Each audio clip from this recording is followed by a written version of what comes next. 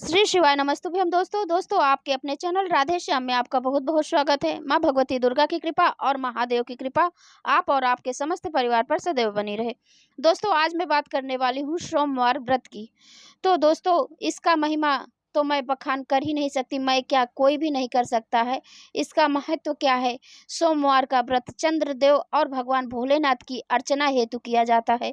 इस व्रत को श्रद्धा पूर्वक करने से मानसिक क्लेशों से छुटकारा मिलता है एवं सभी मनोकामनाएं पूर्ण होती हैं। यदि श्रावण के महीने में सोमवार का व्रत धारण किया जाए तो यह अधिक फलदायक होता है। लेकिन आप जैसे यह व्रत चैत्र, श्रावण और कार्तिक मास में भी किया जाता है। इस व्रत में सोमवार के दिन उपवास रखकर भगवान शंकर, माँ पार्वती की पूजा अर्चना करनी चाहिए तथा दिन में एक बार भोजन करना चाहिए।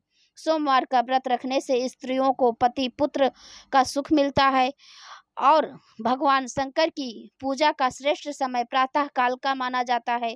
अतः सोमवार के दिन प्रातः काल ब्रह्म मुहूर्त में उठकर नित्य कर्मों से निवृत्त होकर स्नान कर पूजन हेतु ध्यान कर भस्म धारण कर कुशा पर बैठें। पूर्व अथवा उत्तर दिशा की ओर मुख रखें। चौकी पर नया सफेद कपड़ा बिछाएं। उस पर तांबे पर खुदा सोमवार यंत्र और भगवान शिव की प्रतिमा तथा शिवलिंग की स्थापना करें। बिलपत्र, पुष्प, अक्षत्र और जल एवं दक्षिणा इत्यादि सामग्रियां अपने निकट रखें। शिव पूजन विधान के पश्चात व्रत कथा पढ़नी चाहिए।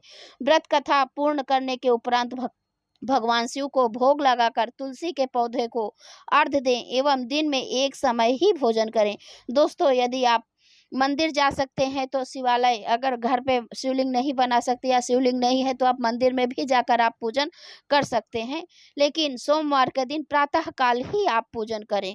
तो दोस्तों ये थी पूजा विधि और इसका महत्व मैंने बताया। अभी मैं सोमवार व्रत कथा आपको सुना रही हूँ। तो दोस्तों कथा पूरा जरूर सुनिए, क्योंकि कथा वैसे भी अधूरे में नहीं छोड़ा जाता और बहुत ही भाग्य से सुनने को मिलता है। तो दोस्तों सोमवार का व्रत कथा। एक साहूकार बहुत ही अमीर था। उसके पास धन की कोई कमी नहीं थी। साहूकार के पास सभी सुख और ऐश्वर्य के साधन थे, किंतु उसको एक ही दुख था कि उसके कोई औलाद नहीं थी। दिन रात वह इसी चिंता में लगा रहता। वह पुत्र पाने के लिए हर सोमवार को भगवान चंद्रदेव व शिव जी की पूजा करता, वह व्रत रखता। साहूकार की भोलेनाथ के प्रति ऐसी भक्ति देखकर एक बार माँ पार्वती जी ने शिव जी से कहा, हे नाथ, ये साहूकार आपका अनन्य भक्त है और सदैव ही आपका व्रत और पूजा भक्ति भाव से किया करता है, अतः आप कृपा करके इसकी मनोकामना को पूरी कर दें। पार्वती जी के ऐसे वचन सुनकर भोलेनाथ ने माँ गौरी से कहा, हे पार्वती, यह संसार एक कर्म क्षेत्र है। यहाँ जो भी जैसा कर्म कार्य करता है उसे वैसा ही फल मिलता है, अर्थात जैसा कार्य मनुष्य करता है वैसा ही परिणाम भोगता है। किंतु माता पार्वती जी अनुग्रह करके बोली, हे महादेव, यह आपका अनन्य भक्त है। यदि इसको कोई भी दुख है तो आपको उसे अवश्य दूर करना चाहिए। यदि आप अपने भक्तों को की मनोकामनाएं पूरी नहीं करेंगे तो क्यों मनुष्य आपकी भक्ति सेवा व पूजा करेंगे। पार्वती जी के इस अनुग्रह से को सुनकर शिव जी ने कहा, हे शिवे, इस साहूकार के कोई पुत्र नहीं है, इसी कारण यह दिन रात चिंतित व दुखी रहता है। इसके भाग्य में संतान न होने पर भी मैं इसे पुत्र प्राप्ति के लिए वरदान देता हूँ, किंतु इसका पुत्र केवल 12 वर्ष तक ही जीवित रह सकता है। इसके बाद वह मर जाएगा। इससे अधिक मैं इस साहूकार के लिए कुछ नहीं कर सकता। बस यह सब बातें साहूकार सुन रहा था। उसे यह सारी बातें सुनकर ना कोई खुशी हुई और ना ही कोई दुख।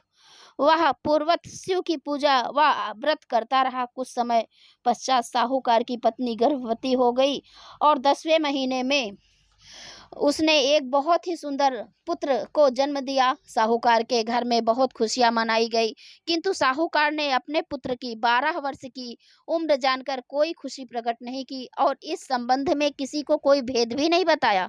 वह बालक धीरे धीरे बड़ा होने लगा। जब वह बालक 11 साल का हो गया तो बालक की माता ने साहूकार से उसके विवाह के लिए कहा, किंतु साहूकार ने कहा कि मैं इसे काशी जी पढ़ने भेजूंगा।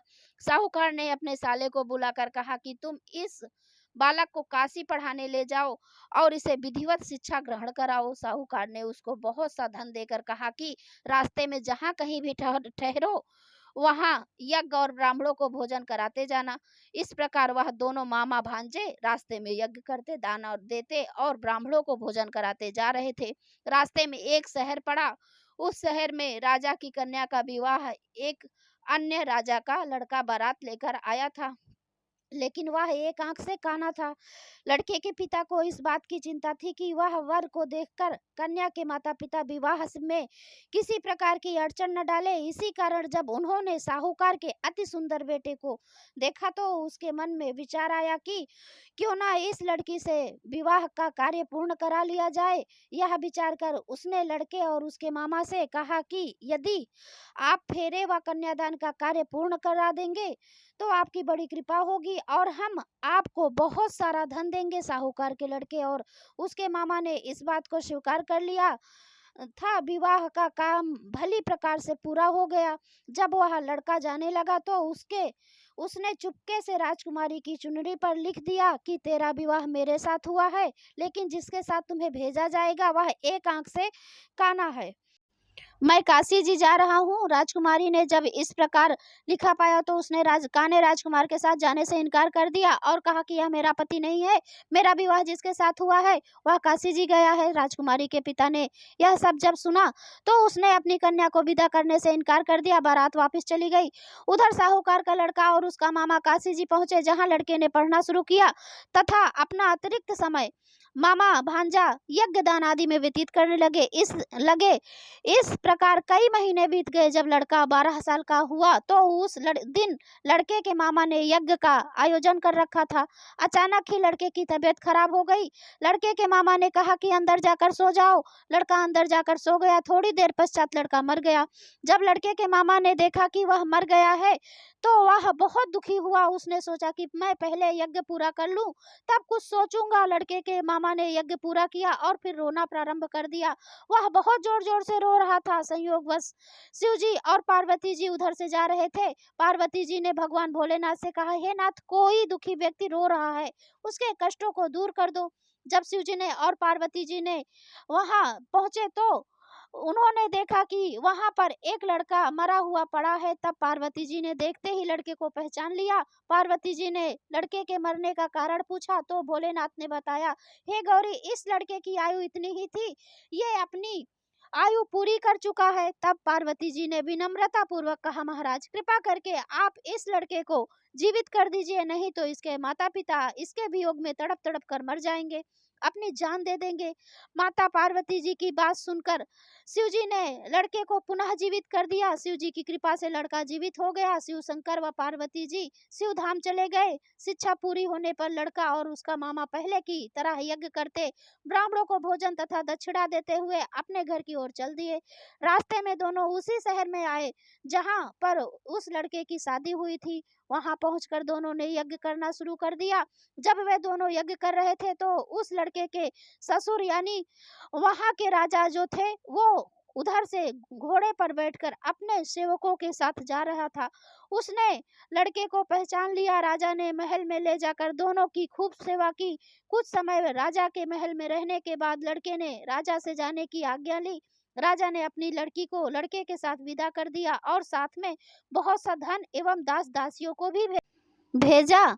जब वे अपने शहर आए तो लड़के के मामा ने कहा, पहले मैं तुम्हारे माता पिता को तुम्हारे आने की खबर सुना आता हूँ, तब तक तुम पत्नी सहित यहाँ आराम करो। ऐसा कहकर लड़के का मामा साहूकार को अपने पुत्र के आने की खबर देने चला गया। घर आकर उसने देखा कि उसके बहन और बहनोई छत पर बैठे हुए हैं और उन्होंने यह प्रण कर रखा है कि यदि उनका बेटा जीवित लौट आया तो वह छत से नीचे उतर आएंगे, नहीं तो छत से कूदकर अपने प्राण त्याग देंगे। लड़के के मामा ने जब यह समाचार उन्हें सुनाया कि उनका लड़का जीवित लौट आया है तो उन्हें विश्वास नहीं हुआ। तब लड़के के मामा ने शपथ खाकर कहा कि आपका पुत्र अपनी स्त्री और बहुत से धन और दास दासियों सहित घर आया है। तब साहूकार और उसकी पत्नी छत से नीचे उतर आए तथा प्रसन्नता के साथ अपने बेटे और बहू का स्वागत किया। सभी प्रसन्नता के साथ रहने लगे। इस प्रकार भक्ति भाव से जो भी प्राणी सोमवार के व्रत का पालन करता है तथा प्रेम पूर्वक इस कथा को सुनता या पढ़ता है तो उसके सभी कष्ट दूर होते हैं। भगवान भोलेनाथ की कृपा से सारी मनोकामनाएं पूर्ण होती हैं और इस लोक में सभी सुख सुविधाओं को भोगकर अंत में उसे शिवलोक की प्राप्ति होती है। इस प्रकार सोमवार के व्रत को 16 सोमवार तक करें, फिर उद्यापन करें। इस व्रत के प्रभाव से मानवों को सभी प्रकार के सुखों की प्राप्ति होती है। तो दोस्तों, ये थी आज की वीडियो। यदि आपको अच्छा लगा हो तो लाइक और कमेंट जरूर कीजिएगा। अगर हो सके तो आप शेयर भी कीजिएगा। और दोस्तों, मिलती हूँ अगले वीडियो में। और मेरे चैनल को सब्सक्राइब तो जरूर कीजिएगा। धन्यवाद। हर हर महादेव।